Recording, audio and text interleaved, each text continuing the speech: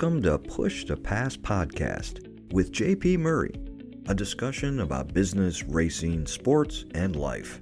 This podcast delivers insights on what makes businesses, teams, and people successful based on real-life business experiences. Following a career with America's largest associations, JP Murray founded the Murray Company, one of Washington, D.C.'s most successful consulting firms. The company was acquired successfully and enabled him to launch JP Murray Racing, a business development and sponsorship agency for auto racing teams. Here is JP.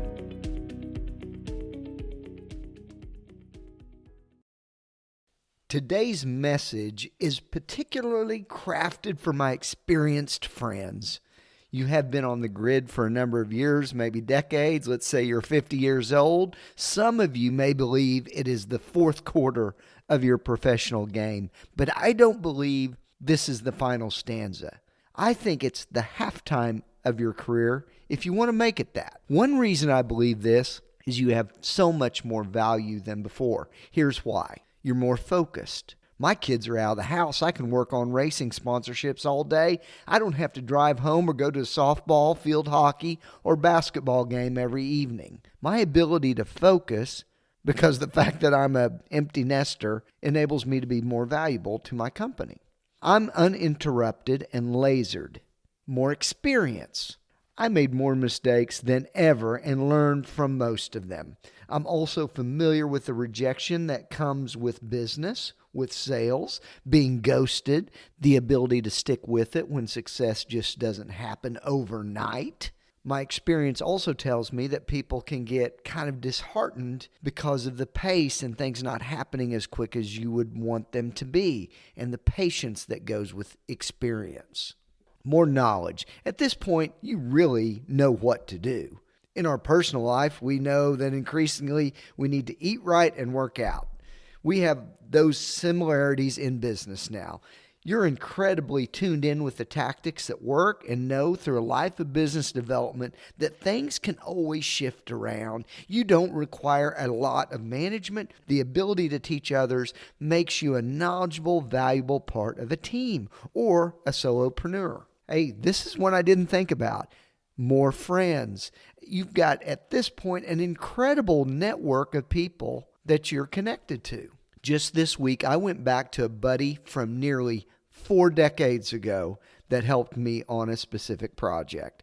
Most of my initiatives right now and the work that I do are with people that I've known in business for decades, and the fact of the matter is they have seniority and buying power. They are leaders. What a valuable network to have.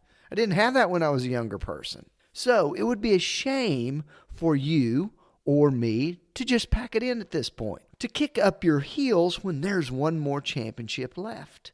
You're more valuable to someone than ever before. I would bet on it. But also recognize where you are now may not be the place for this second half, even if you're the CEO, president, or executive. Today, I'll tell you about a real-life experience.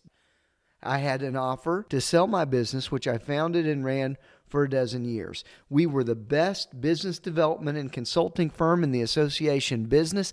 I had an offer to sell a business, which I founded and ran for a dozen years. We were the best business development, sales, and consulting firm in the association business, and I will die on that hill. I know it. There were obvious financial benefits if I sold. It would change my life and my family's life. But we still had upside. We're still growing. This was not a distressed property in any way, shape, or form. But in reflection and during the prayerful consideration, I had lots to think about. I would walk away from people I enjoy. I hired all of them. There was work I was passionate about and clients that I deeply wanted to succeed. And I started this thing, for Pete's sake. It was my baby, my everything.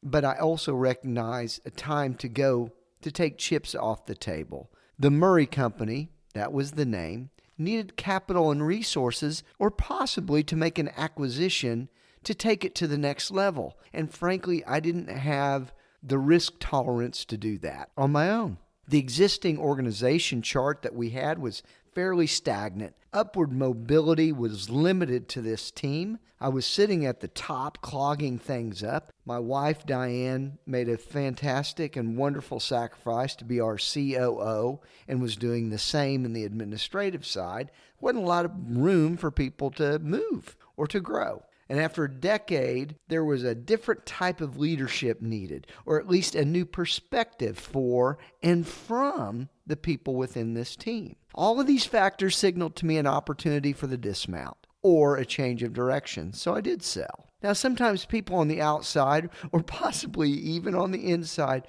will think that could be a selfish move, a sellout, but only you know when it is time. Do you have the courage to stick, and also when to step away? And by the way, I think those factors that I mentioned earlier have played themselves out in hindsight. My belief is the company has improved in many ways since the sale and has greater possibilities for the staff members that are part of it. And I still have much more in my tank to help with others. So it's time for the second half. And thanks for listening today on this reflective story. Share the episode with someone that might need to hear the message themselves. And I look forward to visiting next week on the Push to Pass podcast with JP Murray.